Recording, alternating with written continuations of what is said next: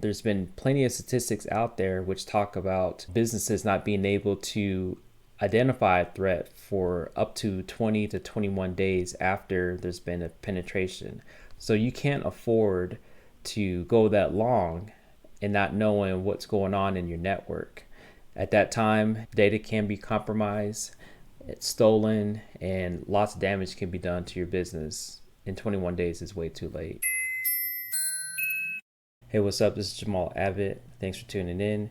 Here to talk to you today about securing your network. This is part 2 of a 4-part series where we cover cybersecurity awareness, and this is for the month of October, Cybersecurity Awareness Month. And we're just going to go through some of the basic things that businesses should be thinking about and look to implement if they're not doing this already when it comes to protecting their network, their data, and their organization.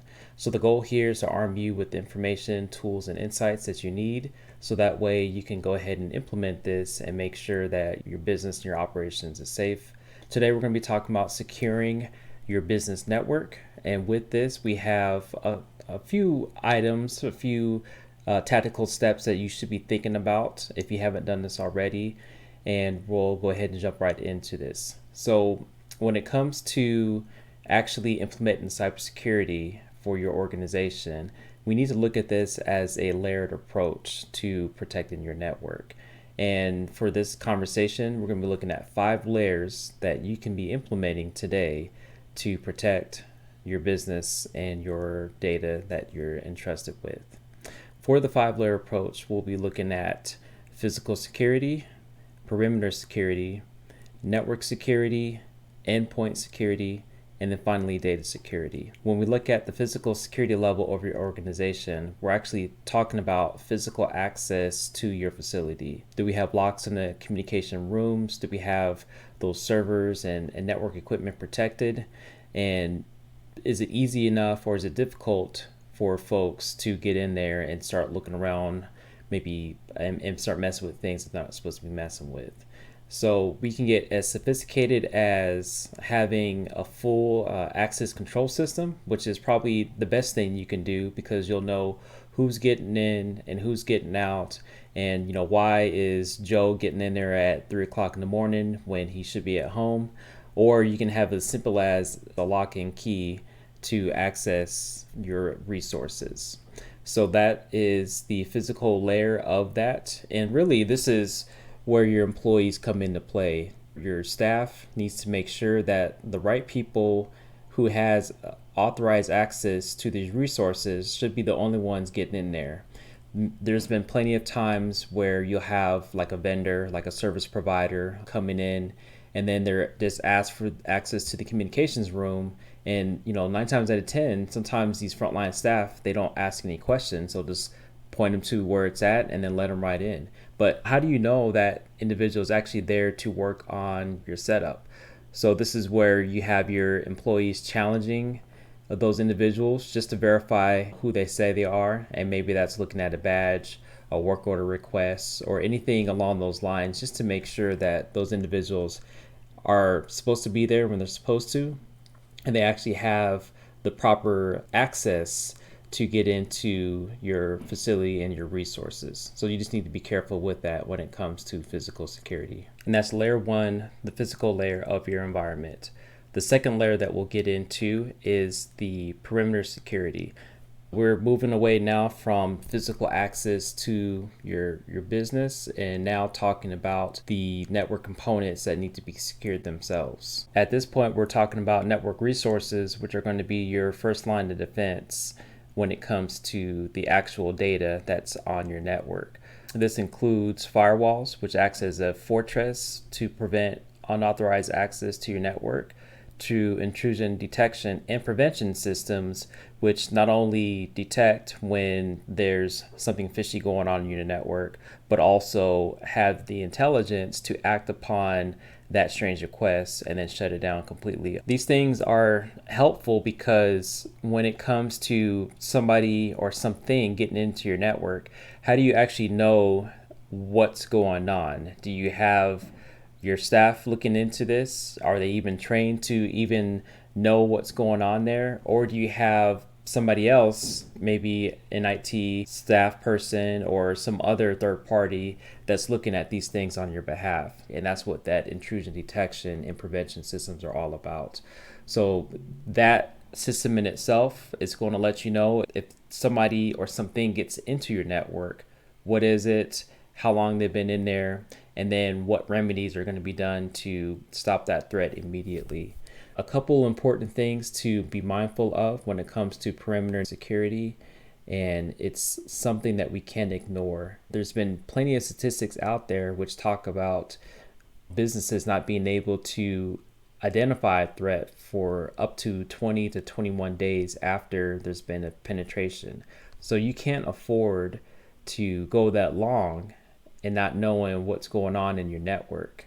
At that time, data can be compromised, it's stolen, and lots of damage can be done to your business. In 21 days is way too late. Moving on to layer 3 of our discussion today, which is centered around network security.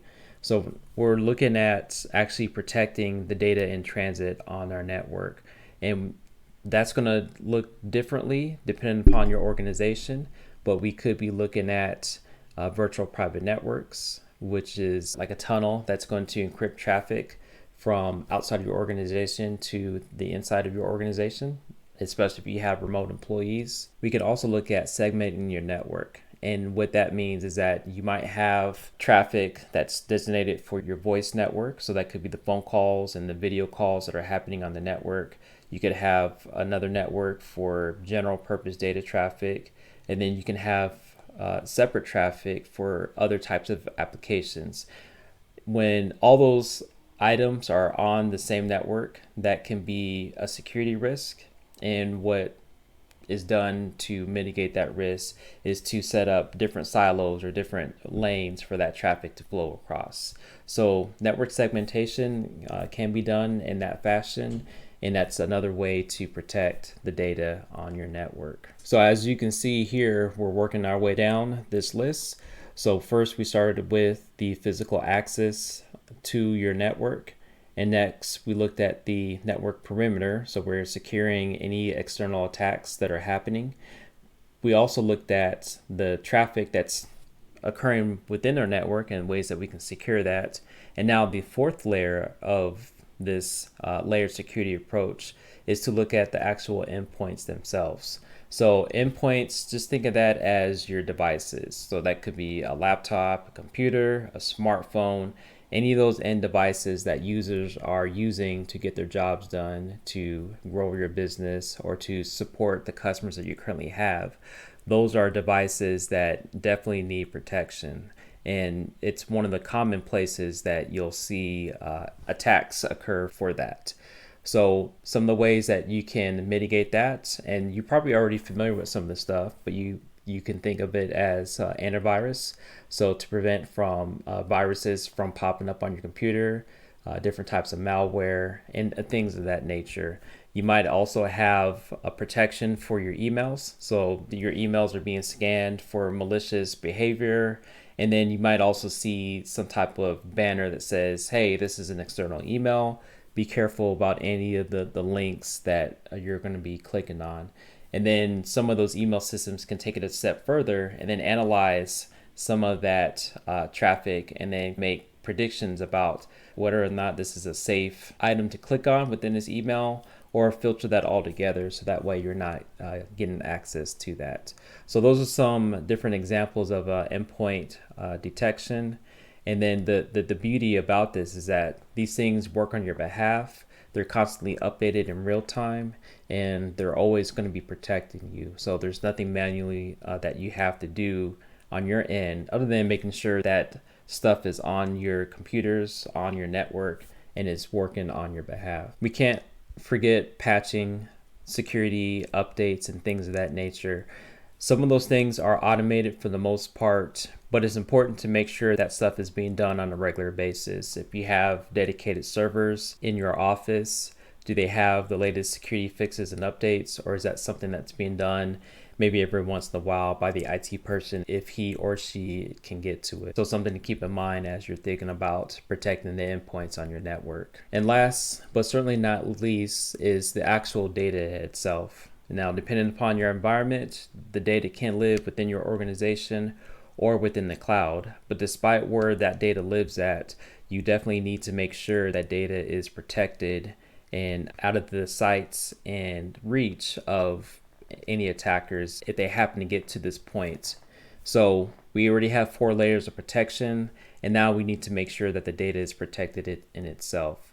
Some ways that this data is protected is to make sure that there's protection around encrypting sensitive information, making sure that data is regularly backed up and stored away, maybe away from your main business or somewhere with the cloud provider.